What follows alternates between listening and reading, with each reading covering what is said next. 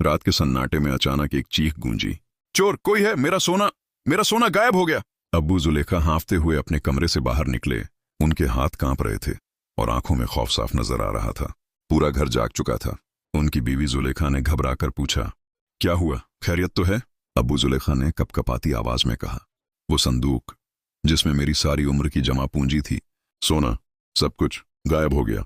ये सुनते ही जुलेखा के कदमों तले जमीन निकल गई। या अल्लाह, ये कैसे हो सकता है? हम तो हमेशा दरवाजा बंद रखते हैं।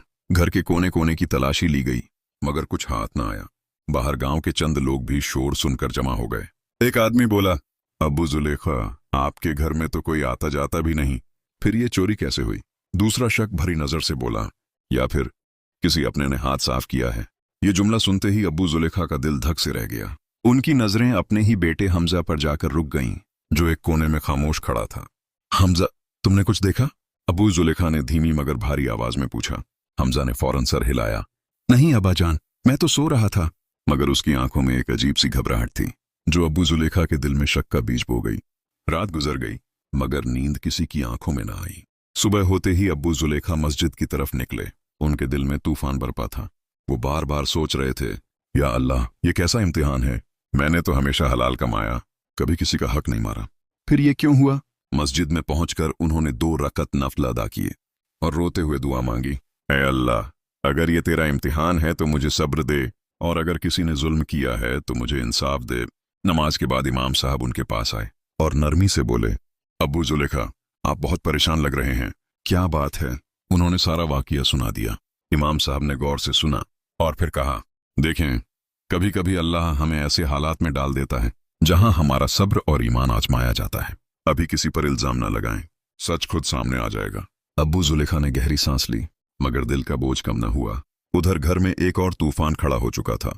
जुलेखा ने हमजा को एक तरफ ले जाकर कहा, सच सच बताओ, तुम्हें कुछ पता है? तुम्हारे अब्बा तुम पर शक कर रहे हैं। हमजा की आंखों में आंसू आ गए। अम्मी, मैंने कुछ नहीं किया, मैं कसम खाता हूं। मगर जुलेखा के दिल में भी शक ने जगह बना ली थी। इसी वक्त दरवाजे पर दस्तक हुई। खोलो, शहर के कोतवाल आए हैं। दरवाजा खोला गया तो 2 सिपाही अंदर दाखिल हुए। हमें खबर मिली है कि यहाँ चोरी हुई है, हमें तलाशी लेनी होगी। पूरे घर की तलाशी ली गई, हर संदूक, हर कोना, मगर सोना कहीं ना मिला। जाने से पहले कोतवाल ने कहा, अगर चोर घर का ही हुआ तो बच नहीं पाएगा, हम नजर रखे हुए हैं। ये सुनकर घर का माहौल और भी भारी हो गया। अब्बू जुलेखा चुपचाप बैठ गए। उनकी नजरें जमीन पर जमी थीं। अचानक उन्होंने कहा, अगर ये सोना हमें वापस न भी मिला तो भी मैं किसी पर जुल्म नहीं करूंगा, मैं अल्लाह पर छोड़ता हूं। जुलेखा हैरान रह गई, मगर ये तो हमारी सारी जमा पूंजी थी। उन्होंने आहिस्ता से जवाब दिया, रिज़्क देने वाला अल्लाह है, सोना नहीं। ये बात खत्म ही हुई थी कि बाहर से एक अजीब सी आवाज आई, मदद, कोई है, मुझे बचाओ। सब चौंक गए।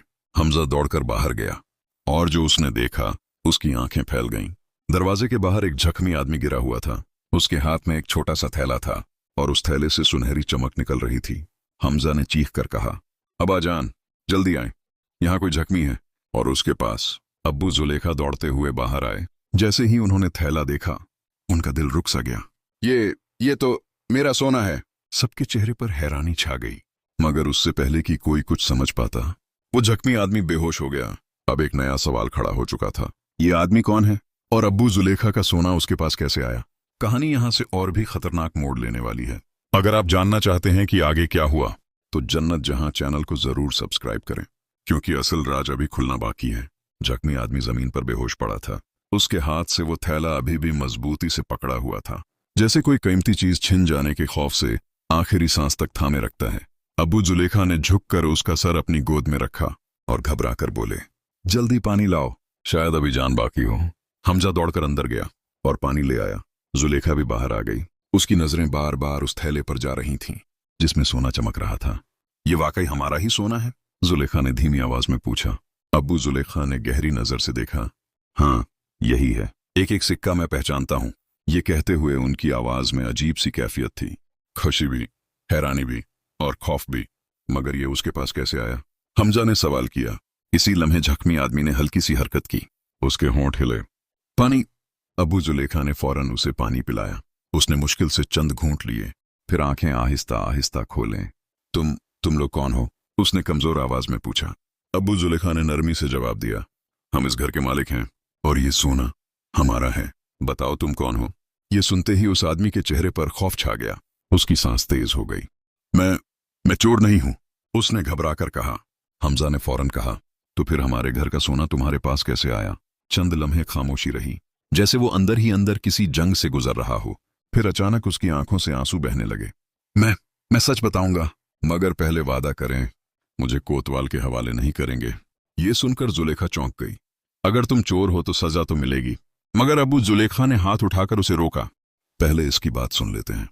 जख्मी आदमी ने कांपती आवाज में कहना शुरू किया, मेरा नाम सलीम है, मैं चोर नहीं, मजदूर हूं, मगर हालात ने मुझे मजबूर कर दिया। कैसे हालात? अब्बू जुलेखा ने पूछा। मेरी बीवी बहुत बीमार है, कई दिनों से दवा नहीं मिली, बच्चे भूखे हैं। मैंने हर दरवाजा खटखटाया, मगर किसी ने मदद नहीं की। वो रोते हुए बोला, कल रात मैंने देखा कि आपके घर में रोशनी बंद हो गई है और शैतान ने मेरे दिल में वसवसा डाला। मैं दीवार फलांग कर अंदर दाखिल हुआ। जुलेखा ने गुस्से से कहा, तो तुम ही चोर हो? सलीम ने सर झुका लिया। हाँ, मैंने चोरी की, मगर जैसे ही सोना हाथ में आया दिल कांप गया, लगा जैसे आग पकड़ ली हो। अब्बू जुलेखा खामोशी से सुन रहे थे। सलीम ने आगे कहा, मैं सारा रास्ता भागता रहा, मगर दिल में अजीब बेचैनी थी। ऐसा लग रहा था जैसे कोई मेरा पीछा कर रहा हो। फिर क्या हुआ? हमजा ने बेख्तियार पूछा। जंगल के पास पहुंचा तो कुछ डाकुओं ने मुझे घेर लिया। उन्होंने समझा कि मैं कोई अमीर आदमी हूं। उन्होंने मुझे मारा, मेरा सोना छीनने की कोशिश की। उसने मुश्किल से सांस ली, मगर मैंने ये थैला नहीं छोड़ा। ना जाने क्यों, शायद जमीर जाग गया था। मैं भागता हुआ यहां तक पहुंचा, बस इतना ही याद है। ये कहकर वो दोबारा कमजोर होकर लेट गया। चंद लम्हों के लिए मुकम्मल खामोशी छा गई। एक तरफ सोना जो वापस आ चुका था, दूसरी तरफ एक चोर जो खुद सच बता रहा था। जुलेखा ने गुस्से में कहा, इसे फौरन कोतवाल के हवाले करें, इसने हमारी मेहनत लूटी है। हमजा भी बोला, अब्बा जान, कानून यही कहता है। मगर अब्बू जुलेखा की आंखों में कुछ और ही चल रहा था। उन्होंने आहिस्ता से कहा, अगर हम इसे सजा दे दें तो क्या हमारा सोना हमें सुकून देगा? जुलेखा हैरान रह गई। क्या मतलब? अब्बू जुलेखा ने सलीम की तरफ देखा। तुमने चोरी की, ये गुनाह है, मगर तुमने सच भी बोला और सोना वापस लाए। सलीम रोते हुए बोला, मैं तौबा करता हूं, अल्लाह की कसम दोबारा कभी ऐसा नहीं करूंगा। ये सुनकर अब्बू जुलेखा के दिल में नरमी आ गई। उन्होंने हमजा की तरफ देखा। बेटा, अगर तुम होते इसकी जगह और तुम्हारी मां बीमार होती तो। हमजा खामोश हो गया, उसके पास जवाब नहीं था। इसी लम्हे एक और हैरान कुन मोड़ आया। दरवाजे पर जोरदार दस्तक हुई। दरवाजा खोलो! कोतवाल दोबारा आए हैं। सबके चेहरे जर्द पड़ गए। जुलेखा ने घबराकर कहा, अब क्या करें? अगर उन्होंने इसे देख लिया तो सीधा कैद में ले जाएंगे। हमजा ने जल्दी से कहा, अब्बा जान, फैसला करें अभी। अबू जुलेखा चंद लम्हे सोचते रहे। फिर उन्होंने ऐसा फैसला किया जिसने सबको हैरान कर दिया। सलीम, तुम अंदर वाले कमरे में चले जाओ और आराम करो। क्या? जुलेखा और हमजा दोनों एक साथ बोले। मगर अब्बा जान, मैंने कहा ना, जाओ। अबू जुलेखा की आवाज में अज़्म था। सलीम लड़खड़ाते हुए अंदर चला गया। अबू जुलेखा ने दरवाजा खोला। कोतवाल अंदर आया और सख्त लहजे में बोला, हमें खबर मिली है कि चोर इसी इलाके में कहीं है। क्या तुम्हें कुछ मिला? अबू जुलेखा ने चंद लम्हे तवक्कुफ किया, फिर कहा, नहीं, हमें कुछ नहीं मिला। यह सुनकर हमजा चौंक गया। उसके दिल में हलचल मच गई। अबू जुलेखा, जो हमेशा सच बोलते थे, आज झूठ बोल रहे थे। कहानी यहां एक और बड़े इम्तिहान में दाखिल हो चुकी है। क्या अबू जुलेखा का यह फैसला दुरुस्त था? क्या वो सलीम को बचाकर सही कर रहे हैं, या ये उनकी जिंदगी का सबसे बड़ा खतरा बनेगा? अगर आप चाहते हैं कि इस रात से पर्दा उठे तो अभी जन्नत जहां चैनल को सब्सक्राइब करें, क्योंकि आगे जो होने वाला है वो आपके दिल को हिला देगा। कोतवाल की नजरें तेज थीं। वो कमरे के एक एक कोने को गौर से देख रहा था, जैसे दीवारों के पीछे छुपे राज भी पढ़ लेना चाहता हो। तुम कह रहे हो कुछ नहीं मिला? उसने शक भरी आवाज में पूछा। अब्बू जुलेखा ने सुकून से जवाब दिया, जी, हमें कुछ नहीं मिला। हमजा का दिल जोर जोर से धड़क रहा था। उसे लग रहा था कि अभी सब कुछ खुल जाएगा। उसने एक लम्हे के लिए अपने अब्बा की तरफ देखा, मगर अब्बू जुलेखा के चेहरे पर अजीब सा इत्मीनान था। कोतवाल ने एक कदम आगे बढ़ाया। हमें इत्तला मिली है कि चोर जख्मी है और इसी तरफ भागा है। जुलेखा के हाथ कांप गए। उसने बेइख्तियार दरवाजे के उस कमरे की तरफ देखा जहां सलीम छुपा हुआ था। ये हरकत कोतवाल की नजरों से न बच सकी। वो कमरा खोलो! कोतवाल ने हुक्म दिया। फैजा जैसे जम सी गई। हमजा के कदम खुद ब खुद आगे बढ़े, मगर अबू जुलेखा ने हाथ उठाकर उसे रोक दिया। कोतवाल साहब, वहां कुछ नहीं है, बस मेरा मेहमान आराम कर रहा है। मेहमान? कोतवाल ने भौहें सिकोड़ी। कैसा मेहमान? अबू जुलेखा ने धीरे से कहा। एक जख्मी मुसाफिर, हमने उसे पनाह दी है। यह सुनकर कोतवाल के चेहरे पर सख्ती आ गई। हमें खुद देखना होगा। वो आगे बढ़ा ही था कि अचानक अंदर से खांसी की आवाज आई, सलीम की। सबके दिल जैसे रुक गए। कोतवाल तेजी से दरवाजे की तरफ लपका और एक झटके से दरवाजा खोल दिया। कमरे में सलीम चारपाई पर लेटा हुआ था, जख्मों से चूर, और उसके पास वही थैला रखा था। यही है वो। कोतवाल चिल्लाया, पकड़ लो इसे। सिपाही आगे बढ़े, मगर इसी लम्हे अबू जुलेखा दरमियान में आ खड़े हुए। रुक जाओ, कोतवाल ने गुस्से से कहा। हटो हमारे रास्ते से, ये चोर है। अबू जुलेखा ने मजबूत लहजे में कहा, ये जख्मी है और मेरे घर में है। पहले इसकी बात सुनो। कानून में बातें नहीं होती, सजा होती है। कोतवाल ने तेज आवाज में जवाब दिया। हमजा का दिल कांप रहा था। एक तरफ कानून, दूसरी तरफ उसके अब्बा का फैसला। इसी लम्हे सलीम ने कमजोर आवाज में कहा, मुझे ले जाओ, मैं सजा के लिए तैयार हूं। सब चौंक गए। मैंने चोरी की है, मुझे सजा मिलनी चाहिए। सलीम की आंखों से आंसू बह रहे थे। मगर एक बात सुन लो। कोतवाल रुक गया। जल्दी बोलो। मैंने सोना चोरी किया, मगर मैं उसे लेकर भागा नहीं, मैं उसे वापस करने आ रहा था। कोतवाल ने तंजिया हंसी हंसी। सब यही कहते हैं, मगर अब्बू जुलेखा ने नरमी से कहा, इसे मुकम्मल बात करने दो। सलीम ने मुश्किल से सांस ली। जब मैं सोना लेकर निकला, मेरा दिल बेचैन हो गया। ऐसा लगा जैसे अल्लाह नाराज हो गया हो। मैंने सोचा वापस कर दूं, मगर रास्ते में डाकुओं ने हमला कर दिया। उन्होंने मुझसे सोना छीनना चाहा। मैं जख्मी हो गया, मगर मैंने सोना नहीं छोड़ा। वो रोते हुए बोला, मैंने सोचा अगर मैं मर भी जाऊं तो ये अमानत वापस कर दूं। ये सुनकर कमरे में खामोशी छा गई। हमजा की आंखों में नमी आ गई। जुलेखा भी खामोश हो गई। कोतवाल कुछ लम्हे चुप रहा, फिर बोला, अगर ये सच है तो भी जुर्म तो जुर्म है। अब्बू जुलेखा ने आहिस्ता से कहा, मगर नीयत भी तो देखी जाती है। हम अदालत नहीं है। कोतवाल ने सख्ती से जवाब दिया। इसी लम्हे एक और चौंका देने वाला मोड़ आया। बाहर से एक आदमी भागता हुआ आया। कोतवाल साहब, बड़ी खबर है। क्या हुआ? कोतवाल ने पलटकर पूछा। वो डाकू जिन्होंने कल रात हमला किया था, पकड़े गए हैं। उन्होंने सब कुछ उगल दिया है। कोतवाल चौंक गया। क्या कहा उन्होंने? उन्होंने बताया कि एक जख्मी आदमी उनसे सोना बचाकर भाग गया था और वो इसी इलाके की तरफ आया था। सबकी नजरें सलीम पर जा टकीं। अब हकीकत वजह हो रही थी। कोतवाल ने गहरी सांस ली, फिर सलीम की तरफ देखा। लगता है तुम सच कह रहे हो। सलीम ने सर झुका लिया। मैं गुनाहगार हूं, मगर झूठा नहीं। कोतवाल कुछ लम्हे सोचता रहा, फिर उसने ऐसा फैसला सुनाया जिसने सबको हैरान कर दिया। चोरी की सजा बनती है, मगर चूंकि तुमने सोना वापस किया और सच बोला, इसलिए मैं तुम्हें एक मौका देता हूं। सलीम ने हैरानी से सर उठाया। क्या? तुम आजाद हो, मगर शर्त यह है कि दोबारा कभी ऐसा न करो। सलीम की आंखों से आंसू बहने लगे। मैं वादा करता हूं, कभी नहीं। कोतवाल ने अब्बू जुलेखा की तरफ देखा।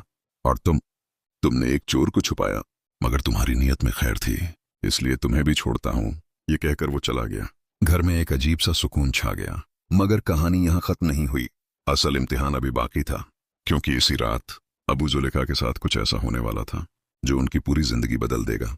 अगर आप जानना चाहते हैं कि आगे क्या हुआ और अब्बू जुलेखा के सब्र और ईमानदारी का असल सिला क्या मिला, तो जन्नत जहां चैनल को जरूर सब्सक्राइब करें, क्योंकि अगला हिस्सा आपके दिल को हिलाकर रख देगा।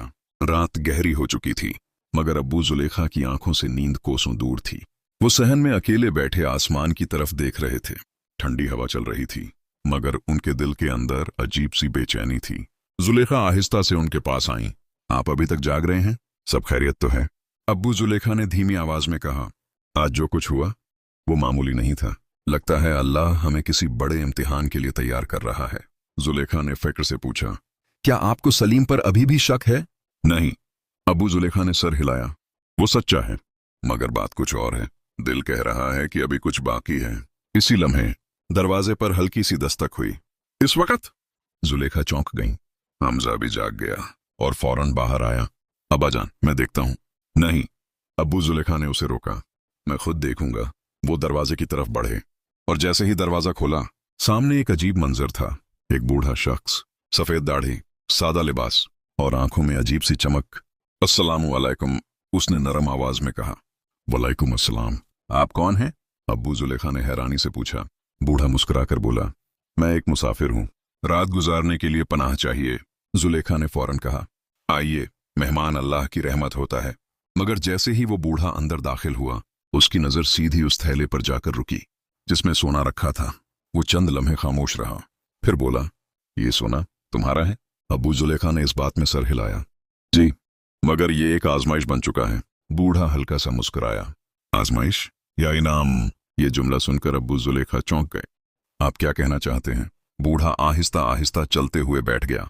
हर सोना सोना नहीं होता और हर नुकसान नुकसान नहीं होता। हमजा ने हैरानी से पूछा, आपको कैसे पता कि ये सोना हमारे लिए आजमाइश है? बूढ़े ने उसकी तरफ देखा। क्योंकि तुम्हारे चेहरे पर सुकून नहीं, खौफ है। ये सुनकर सब खामोश हो गए। कुछ लम्हों बाद बूढ़े ने कहा, क्या मैं ये सोना देख सकता हूं? अबू जुलेखा ने थैला उसके सामने रख दिया। बूढ़े ने एक सिक्का निकाला, उसे गौर से देखा, फिर आंखें बंद कर लीं और अचानक उसका चेहरा संजीदा हो गया। ये सोना आम नहीं है। क्या मतलब? जुलेखा ने घबराकर पूछा। बूढ़ा आहिस्ता से बोला, ये सोना आजमाइश का सोना है। जो भी इसे बिना हक के रखता है उसकी जिंदगी में मुसीबतें आती हैं। ये सुनकर हमजा के हाथ कांप गए। तो क्या हमें ये नहीं रखना चाहिए? बूढ़े ने सीधा जवाब नहीं दिया, बल्कि सवाल किया, तुम्हें क्या लगता है?